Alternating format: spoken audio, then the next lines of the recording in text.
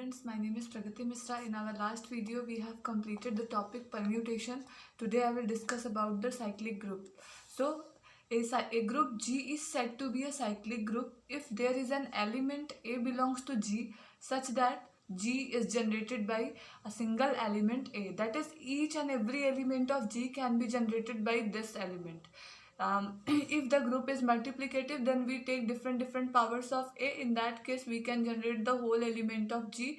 And if it is additive, then we take the product with product of n, that is the smallest integer n, such that after multiplying n with A, we get different elements of the G. So if I define the cyclic group in the mathematical form, then G is equal to A raised to power n such that n belongs to n, that is this n coming from set of natural number.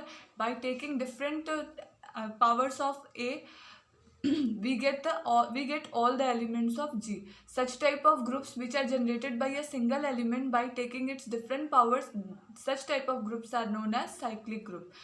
So this is true for multiplicative group. If multiplication is the binary operation, multiplicative group. And if it is asking about additive group, in that case there exists an integer such that after multiplying the generator by different integers, we can generate all the elements of the group G. And this is true for all additive groups. So this statement is used for additive groups. Now we take one example to show how to determine that the group is cyclic and how we can find the generator and the group as well.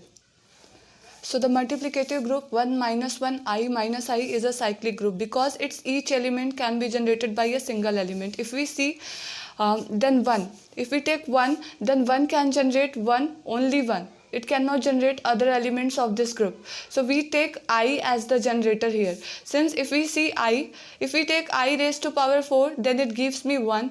If I take I raised to power 2, then it gives me minus 1. If I take I raised to power 3, then it gives me minus I. And if we take I alone, then this is equal to I. So here we can see all the elements of generated by a single element, that is I. So this I works as a generator here. And if a generator exists, then we can call this group as the cyclic group. So this group is a cyclic group and I is the generator of this group.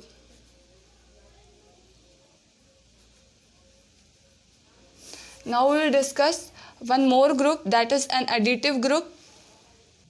Here minus I can also work as a generator because minus I can also generate all the elements of this group. So in this way we can say that a group have one or more than one generators, may have, okay.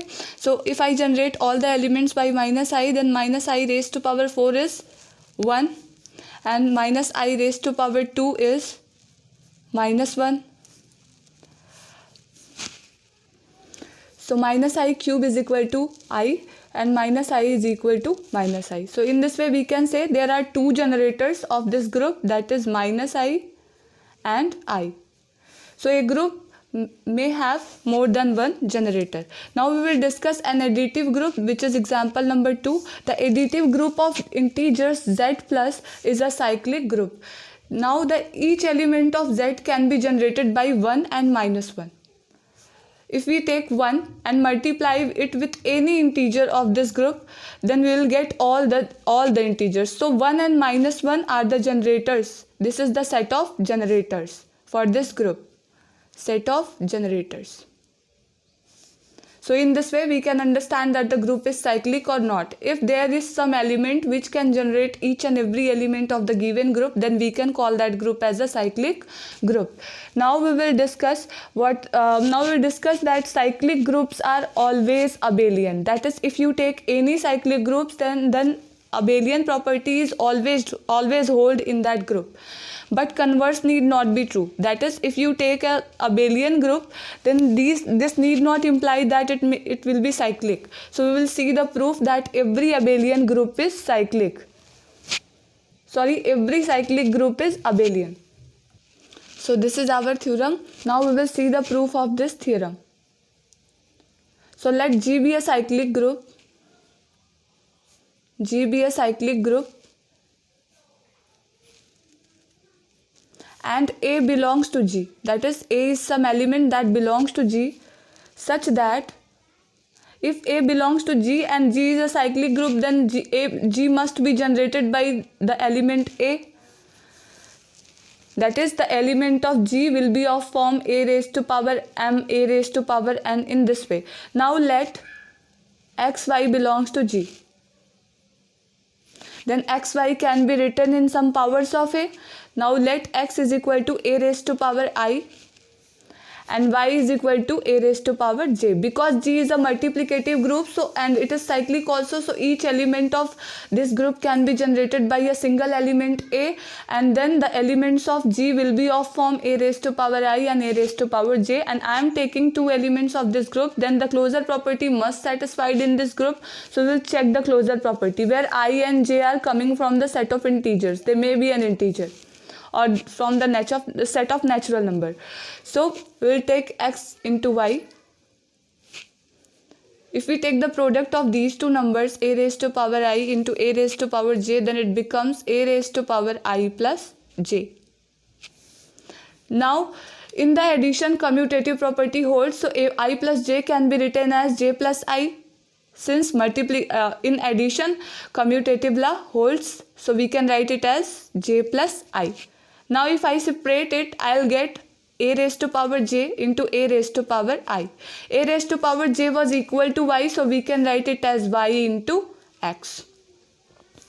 So what we get, xy is equal to yx, and that is true for all element of xy belonging to G. So we can say that G is abelian and G was cyclic. So in this way we can say that every cyclic group is abelian. We have taken G as a cyclic group. Now we prove that G is an abelian group. This implies G is an abelian group. So in this way we can say that every cyclic group is abelian. But just note it that converse need not be true, but converse is not true in general. In general. I'll give you one example in my next lectures for this, that the converse of this theorem is not true. This is true for some time but not true always. So just remember this statement. This is very important. So I hope you liked today's video. If you are liking my content, please subscribe my channel. Thank you.